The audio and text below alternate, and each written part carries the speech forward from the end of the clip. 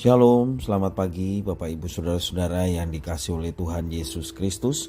Jumpa kembali bersama saya Pendeta Eka di dalam renungan firman Tuhan pada hari ini, hari Sabtu 15 Januari 2022. Sukacita dan damai sejahtera dari Tuhan kita Yesus Kristus kiranya terus menyertai kehidupan kita sekalian yang pastinya mendatangkan kebahagiaan. Puji nama Tuhan. Sampai pada pembacaan kita hari ini, yakni Mazmur yang ke-12, kiranya firman yang kita baca sungguh memberkati kita sekalian. Baik Bapak Ibu Saudara-saudara, sebelum kita akan merenungkan bagian pasal yang kita baca hari ini, mari kita akan berdoa bersama-sama. Tuhan Allah Bapa di surga, yang kami puja sembah di dalam nama Tuhan Yesus, kami sungguh bersyukur dan berterima kasih untuk setiap kebaikan Tuhan yang boleh kami alami sampai pada pagi hari ini. Kami boleh merenungkan firman Tuhan. Engkau yang memampukan kami Tuhan untuk kami dapat memahami dan mengerti apa yang Kau maksudkan. Kau juga menolong kami untuk kami dapat terapkan dalam kehidupan kami setiap hari. Terima kasih Bapa, terpujilah namamu. Demi nama Tuhan Yesus kami berdoa dan bersyukur. Haleluya. Amin. Saya bacakan kembali Mazmur 12. Untuk pemimpin biduan menurut lagu yang ke-8. Mazmur Daud. Tolonglah kiranya Tuhan, sebab orang saleh telah habis, telah lenyap orang-orang yang setia dari antara anak-anak manusia. Mereka berkata dusta yang seorang kepada yang lain. Mereka berkata dengan bibir yang manis dan hati yang bercabang. Biarlah Tuhan mengerat segala bibir yang manis dan setiap lidah yang bercakap besar. Dari mereka yang berkata, dengan lidah kami menang, bibir kami menyokong kami. Siapakah Tuhan atas kami? Oleh karena penindasan terhadap orang-orang yang lemah, oleh karena keluhan orang-orang miskin, sekarang juga aku bangkit. Firman Tuhan, aku memberi keselamatan kepada orang yang menghauskannya. Janji Tuhan adalah janji yang murni, bagaikan perak yang teruji 7 kali dimurnikan dalam dapur peleburan di tanah. Engkau Tuhan yang akan menepatinya. Engkau akan menjaga kami senantiasa terhadap angkatan ini. Orang-orang fasik berjalan kemana-mana, sementara kebusukan muncul di antara anak-anak manusia. Bapak Ibu Saudara-saudara yang dikasihi Tuhan, kita perhatikan di dalam bait yang kedua, pemazmur menyampaikan keluhan dengan ungkapan tolonglah kiranya Tuhan. Ungkapan tersebut menggambarkan perasaan tidak berdaya dan putus asa. Pemazmur mengeluh karena perkataan dusta yang mengakibatkan kerusakan relasi sosial di antara sesama manusia. Masyarakat menjadi hancur karena dusta. Kalau dusta sudah merasuk dan menguasai seluruh kehidupan masyarakat, maka pasti yang terjadi adalah kebusukan, kemerosotan moral, kemerosotan akhlak, dan juga mental. Pengaruh dari daya rusak tersebut sangat dirasakan oleh masyarakat yang lemah dan yang miskin. Dengan demikian, perkataan dusta bukan lagi memberikan pengharapan, melainkan penindasan. Ungkapan siapakah Tuhan atas kami? Ini merupakan ungkapan bentuk penindasan terhadap orang yang miskin dan lemah. Dalam situasi seperti itu, pemazmur mengajukan permohonan kepada Tuhan Allah agar Tuhan mengerat bibir manis dan lidah yang berkata besar. Di sini mengandung arti pemazmur berdoa agar Allah mengadakan penghukuman terhadap mereka yang memakai lidahnya untuk mengucapkan kata-kata dusta. Apa tanggapan Allah terhadap permohonan pemazmur? Pemazmur sangat yakin akan hal itu, karena bagi pemazmur Allah tidak pernah berdusta. Perkataan maupun ucapan Tuhan Allah seperti perak yang sudah teruji, di mana proses pemurniannya sampai 7 kali. Dalam bait yang ke-7, pemazmur ungkapkan itu.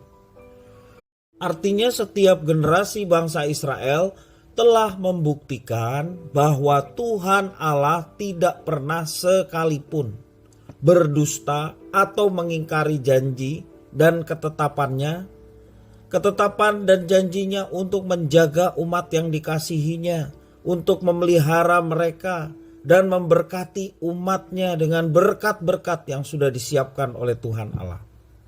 Jadi sekali lagi, Tuhan tidak pernah ingkar janji terhadap umatnya. Itulah yang dialami dari generasi ke generasi bangsa yang dipilih oleh Tuhan.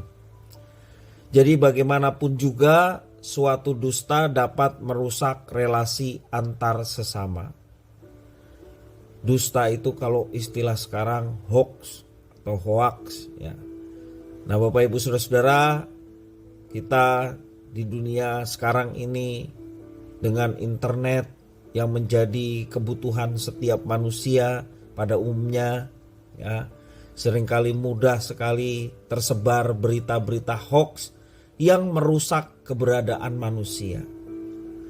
Saling menjatuhkan, saling memfitnah, itulah yang terjadi di masa sekarang.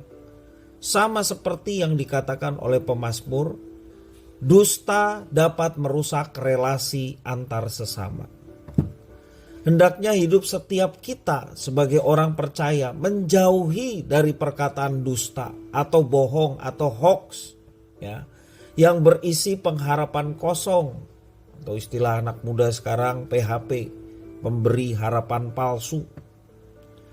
Nah Bapak Ibu Saudara-saudara, mari kita jauhi perkataan dusta atau pengharapan yang kosong. Apalagi kita mendustai Allah dengan sengaja ya. Mendustai Allah dalam arti kita berjanji manis dengan mengucapkannya di hadapan Tuhan.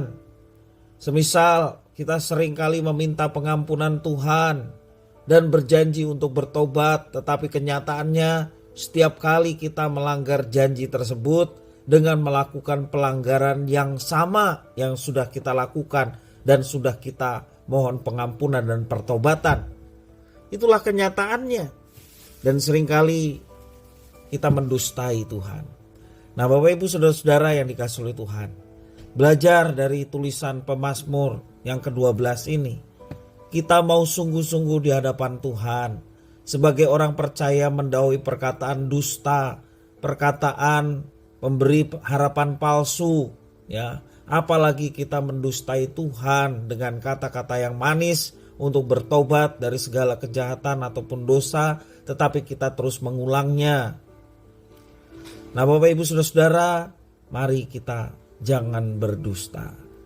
Dan juga jangan mempercayai begitu saja ketika kita mendengar berita-berita yang belum tentu kebenarannya. Mari kita menguji dengan hati nurani, dengan membawanya kepada Tuhan dalam doa, sehingga setiap berita-berita ataupun hal-hal yang memungkinkan untuk merusak hubungan dengan sesama, kita dapat tangkalnya. Mari kita bijaksana dalam segala sesuatu, baik terhadap hubungan dengan sesama, demikian juga terhadap diri kita, terhadap Tuhan yang telah memberkati kita, supaya hidup kita sungguh-sungguh bersahaja, hidup kita sungguh-sungguh menyenangkan hati Tuhan, karena kita jujur baik di hadapan Tuhan maupun sesama kita. Kiranya firman Tuhan memberkati kita sekalian. Mari kita berdoa. Terima kasih Tuhan atas firman-Mu. Jadikan kami anak-anak-Mu yang senantiasa jujur di hadapan Tuhan. Ketika kami berdosa, kami mengakuinya. Dan kami juga memohon kepada Tuhan untuk kami senantiasa berbalik daripada kejahatan ataupun dosa-dosa untuk hidup mengikut Tuhan dengan sungguh-sungguh. Tuhan, kami juga tidak mau menjadi pribadi yang mudah terpancing atau terpengaruh oleh berita-berita ataupun perkataan orang yang sesungguhnya belum tentu kebenarannya. Engkau yang memampukan kami dengan segala hikmat Tuhan untuk memilah segala sesuatunya dengan bijak, sehingga hidup kami hanya bersandar kepada Tuhan, bukan dengan berita-berita palsu.